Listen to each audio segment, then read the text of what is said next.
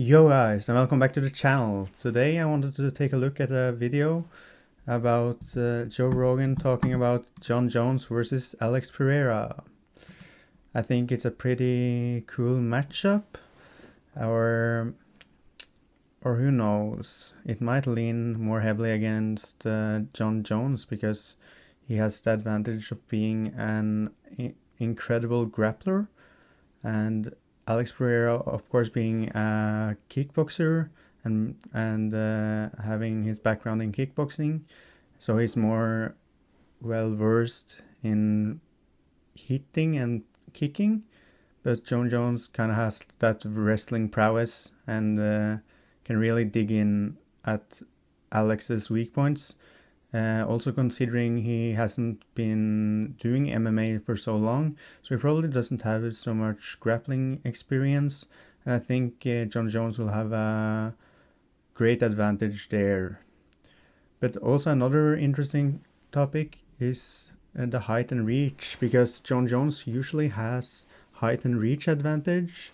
He has such a long wingspan in his arms and so tall, so he has had that advantage in a lot of previous matches.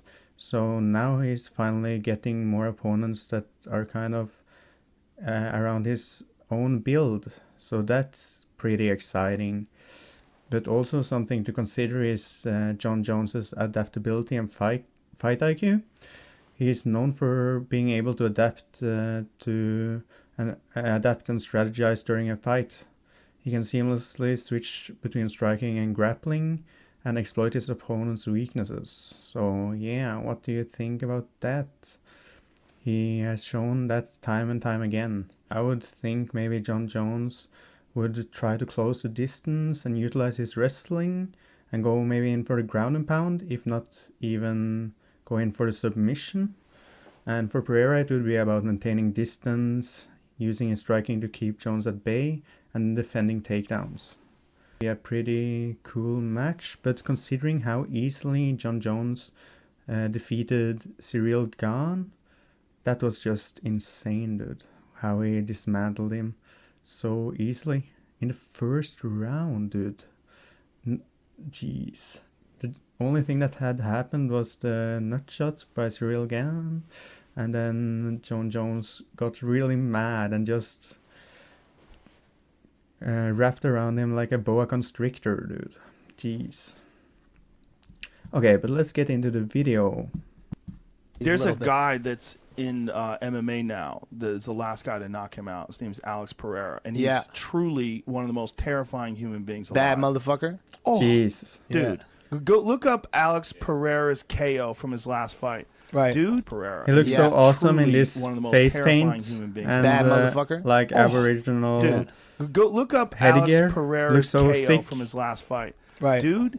He hits people, and it doesn't even make sense. God damn, It's when he beat Sean Strickland, that was insane, dude. He's the same size That as knockout these people. looks Yeah. so... But he hits them. It's oh like my he's God. a heavyweight and they're a lightweight. I'm telling so you. bad. He's got fucking freaky power. like Pacquiao had back in the day. And Sean Strickland is a fucking tough guy, dude.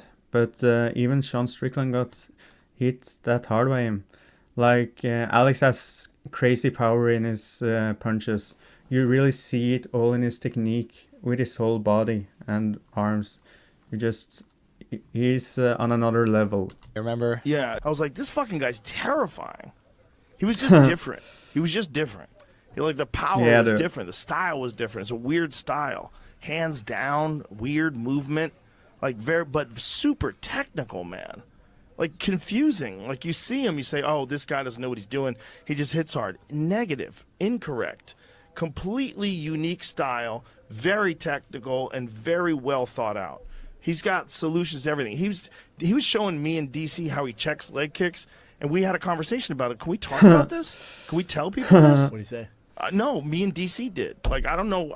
We decided. I don't think it's. DC I don't think we is should so tell funny, people. dude. Yeah. He's got a special way that he checks leg kicks. Yep. Was different than everybody else's. He's got a whole strategy behind it. We were like, oh shit! So he was showing us. So we were the mothership. Jeez. Me and DC and Alex Pereira. His and kicks Alex being Pereira's advanced kicking our as legs, well. and he's showing us how to check. He's showing us how he checks and what he does to follow up check. And that's just one aspect of it. The other aspect of it is his hands are as big as a fucking watermelon. Really? His Right. hands are giant, man. He's got this weird frame. Dudes with big hands have crazy power. Yeah, that's actually a huge advantage as well. You get a bigger radius of your punch landing on their body.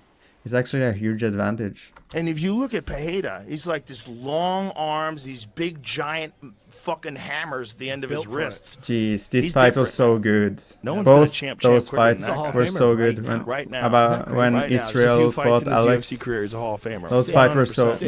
those But, fights were so They say good. Pereira's got a brown belt in jiu-jitsu. Like, he just got a brown belt in jiu-jitsu. The Glover gave him his brown belt.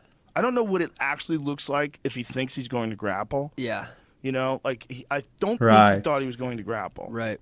I would Yeah. like to see, like, if that's a real brown belt, like, I would see him real grappling. But when it comes to hitting people, dude, he's fucking technical too, man. It's Yeah. not just power. Yeah, that's the way true. he's setting Izzy up, That left hook. the left hook It's is so fast. murderous. And if you watch his left leg when he's fighting, when he's stomping forward, he checks everything, man. Yeah. He's checking all those calf kicks. He had landed rather some brutal calf kicks on Izzy Yeah. early on. I think it was like 5 or 6 in that first round. Heavy. Heavy. Those are heavy. He reminds me of a horse Early with on. his stance. I think it was like 5 or like that, kind of like a horse. 6 in that first round. Heavy. Heavy. Those are heavy too. His fucking fist. I met him. I fought him when he fought shit Strickland, and his fist is like literally both mine put together. It was so massive. Dude, and they're long. Yeah. They're It's a- like long fists. just a big fella. Just a big fucking His fella. fucking highlight reel is like nobody else's. His highlight reel is so wild. Like his fight, you see his fight with Jason Wilness? No. It's By the way, kickboxing? yeah, Jason Wilness was world champion. Jason Wilness is like top of the food chain, elite kickboxer. But this fucking knockout is so wild. God, he's such a long fucking. But it's just like he's built different than everybody else. It's weird, man. Yeah. Like the kind of snap that he has in his shots. He's definitely got a And unique he build, was, dude. like That right hand so was perfect. powerful There it build. is. Oh. So watch this. So he drops Wilness with a head kick. God damn. Wilness is in trouble. Just stands there He like a fucking kicked killer. through his head. Jesus, that flying knee was crazy. Bro. Jesus, That was so that smart. Bro. That's how he knocked that dude out in the UFC too. Yeah. That fucking So His well flying thought knee out. is monstrous. He's knocked a bunch of people out with flying knees. And then he gets on the top of the fucking ropes and screams like a monster. Like listen to the sounds he makes when he screams. Watch this. Easy work for That's that completeness. That was He's so awesome. scary. Dude is a legitimate ancestor of people that were like tribal folks in Brazil in the Amazon. That's superior genetics, son. those That is, knees, those long fellas. bro. That's some crazy genetics. Yeah. Aztec Perfect genetics. for fighting that and, style. and the technique, man. Yeah. He's fucking technical. When he Yeah. was walking down Izzy, when they were like hand fighting and he was checking these Jesus. kicks, I'm like, this is dangerous in every Look way. how he It's not just swings. dangerous Look how he power. swings from the core. He's fucking sneaky. He's really technical and creative all in when the he's hips. hitting people. Yeah. Slick. That pressure he was Yeah. putting on Izzy too. Just slow And forward. he's fighting strange. You get It's like so much hands power from down, using your straight hips up, and Yeah. you your know, and he whole moves core. in on you, and it's just like it's so filled with danger. Yeah. Like every step he moves towards guys, you see this like recognition of this like it's a different kind of power. You Look weigh at yourself, that. but- 219. He walks around at Yeah, I he weighs in at saw- 184. I saw a video of him weighing himself one day after the weigh-ins, and of course he's in the weight class light heavyweight, so it's 205 pounds, 205 pounds, and like the next day he was like over 220. And he Jeez. weighs in on the fight day at 219. That's crazy. Right. That's I don't so get it. Insane. He's a heavyweight. Yeah. Yeah. Bro, he's a fucking heavyweight. Yeah. He's a heavyweight. He's like, if he had a little bit of fat on him, he's a heavyweight. Yeah. Those are some busted up toes, son. He's ripped Those as are some fuck toes though. that have kicked some yeah. elbows, man. Fuck, that's the worst about every time I get in the fights. My fucking feet. Look at those toes, Right. son. Those toes have seen hell. Greatest of all time is Jon Jones. Because Jon Jones Yeah, just dude. went up and easily won the heavyweight title with the He's first the round greatest submission. mixed Easily. Just took the guy martial down, strangled him artist. quick. And the way he did it was like so extraordinary. His control of distance, his management of the space, like the way he set it up. It's really tough to argue that he's not the greatest of all time. Undefeated as a light heavyweight, had one defeat that was a disqualification that's 100% bullshit. He was on top of this guy, smashing him, beating the fuck out of him. But they said that he did 12 to 6 elbows, which are the dumbest fucking ever rule in MMA. Because what if it's 12:05? What if it's 12:05? Sorry, what does that mean? I don't. Oh, I'm sorry. Yeah. From the position on the clock. Okay. An elbow straight down is illegal. Oh, I see. Doesn't make any sense. You have to do it sideways. How do you do it? You do it at an angle. Okay. But it's literally because the athletic commissions that were sanctioning MMA initially, they said, you know, we've seen those things on ESPN where people break bricks with their elbows. You can't do that. It's too dangerous. So you can't do that on the ground. You can't even do it standing up, I don't believe. I think if someone comes straight at you and tomahawk elbows you, I believe that's illegal. You do use all your lats I'm not for sure that, about though, that. but on it's the ground, still it's pretty most certainly illegal. stupid. And it's the dumbest rule. It doesn't make any sense. A regular elbow is just as hard. An elbow like this is just as hard. It might be more hard because you can kind of get more of your shoulder into it, where this might be a more awkward move. That, I mean, I'm not the best at this, but I would think that this is not as good as this. This seems like I'm getting a lot of weight into that. I'm getting the torque off my hips. Yeah, this maybe. I'm kind of coming up and down. Right. I feel like I have more ability to generate force going sideways, going into it like that. So I think if you measured it, I bet this elbow is stronger for like the elite fighters. So it's not a matter of like whether or not it makes sense. It's a dumb rule. And so that's the only time he ever lost. He got disqualified. Okay. It's the only time he ever lost. Wow. And then when he has like big challenges like this second Daniel Cormier fight, he stopped Cormier with a head kick. Yeah, dude, that was crazy. He's so fucking good. I mean, he's beaten so many people, and the way he beat him. He fought Lyoto Machida, and it's one of the most that chokeout was insane, finishes dude. in the history of the like sport. when first time seeing that, it's just like, he what? Grabs him. What is he even doing? Is that real? Presses him against the cage and gets him in this perfect power guillotine. Puts him to sleep and then drops him and up walks against away. the fence. That's the GOAT. That's the greatest of all time. And when he's challenged, that's when, like I said, the second Daniel Cormier fight, there was so much bad blood between them.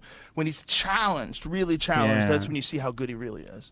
The day he fought for the title, he chased down a guy who robbed someone and tackled him and held him insane, dude. until the cops came. Right. And then went and fought Shogun and became the youngest ever Jon Jones pretending to be a good guy. UFC champion. Yep. Jon is what I would describe is there's human beings that have different temperament and different minds and different mentality and a ruthless competitive drive that's almost terrifying to the ordinary person. That's Jon Jones. That guy, if we were living 1,000 years ago, he would be on a horse with the biggest battle axe waiting in the back, hacking heads off, and everybody would be running. And those people have always existed. These dominators have always existed. But Jon is like a genuinely sensitive, intelligent guy who's trying to do the right thing. But he's a fucking what conqueror. Kind of description of Jon Jones is that? That's the thing that's inside of him that leads him to be the Jon GOAT. Jones And is crazy, that, dude. you don't get there. You don't get that. You don't get a Mike Tyson without that. You don't get a Muhammad Ali without that. You don't get a Marvin Hagler without that. You don't get that. That there's a thing inside some people that is a driving force that allows them to overcome the greatest around them. It's a Michael Jordan. It's a 100%. There's a thing, man. Tom Brady. And those motherfuckers are hated. They're always hated. For sure. Because you have to hate them because you can't beat them. It's the 260-inch deer, dude. Because me and my buddies were talking, it's like, they're like, man, that's not the deer of a lifetime. That's the deer of 10 lifetimes. Yes. Most people will never see that. Right. But it's even more than that because you can just accidentally stumble across the deer of a lifetime. You can't accidentally beat Jon Jones. Some people don't really watch tape or they only watch a little bit. They let their coaches do the work. Jon Jones studies everyone. He studies their tendencies. He gets in his mind how when you throw that left kick, you make this little step with your right foot. You might do this thing when you shoot for a takedown where you keep your leg on, you keep your head on one side every time. You might do this thing where when someone throws a right hand, you always lean to the left. You might do a thing. Right, Jon your Jones subtleties. picked up that He tendency, picks and it that's how up he knocked so out easy. Daniel Cormier. He knew Daniel Cormier has a tendency to duck towards his right side because he goes for that single on the left leg. And Jon caught him with the perfect head kick. But it wasn't by an accident. He he set that up. He set it up just like Leon Edwards set up that head kick on Kamaru. There's a beauty to headshot that. bang. That's just, man, in the middle of chaos, knockout and was anxiety insane. and fear and the Against fucking Kamaru fog of Usman as war. well. You Jesus. figure out a way to connect with this thing that you saw in tape and in training and in preparation. Kamaru Usman So it's arguably Jon, being it's not an the accident. He's the GOAT You of want to talk about who's the baddest man on the welterweight, planet? but If of course Jon Jones GSP and as well Tyson though. Fury are locked into a room. Game over. I'm pushing all my chips. This discussion is so dumb, dude. If Jon Jones and Tyson Fury got locked in a room, of course Jon Jones is winning. So I'm black. It's not even a question, I'm dude. just fucking. I'm like, let me tell you something. Tyson Fury is an amazing boxer. He doesn't have a fucking chance in hell of making it out of that room. Crazy. He has no chance of making it out of that room. Zero chance. So if you, he would have to catch Jon. he have to catch him immediately. Immediately with one punch, and I just don't see that happening, man. The threat of the takedown looms so large. That shot will come so unexpectedly. Yeah, and Tyson Fury really doesn't have that knockout power either. When he gets his hands around you, you'll be so stunned. Okay, so yeah, that was the video discussing a little bit about Tyson Fury as well, and Kamaru Usman, Leon Edwards. But of course, the highlight of this episode was about Jon Jones and Alex Pereira. Those giants, if those would fight, that would be insane. But I think the next fight is Jon Jones versus Stipe Miocic. So, but that will be interesting as well. But I think Stipe has a more well-rounded arsenal when it comes to grappling. Of course, those insane fights against DC really highlight his abilities. And he can hold his ground against a good grappler as DC, an Olympic wrestler. Jeez. So yeah, what are your thoughts? Who do you think would win, Jon Jones or Alex Pereira? I think Jon Jones would win myself. And yeah, don't forget to like, comment, and subscribe, would you kindly? And I'll see you next time. Bye!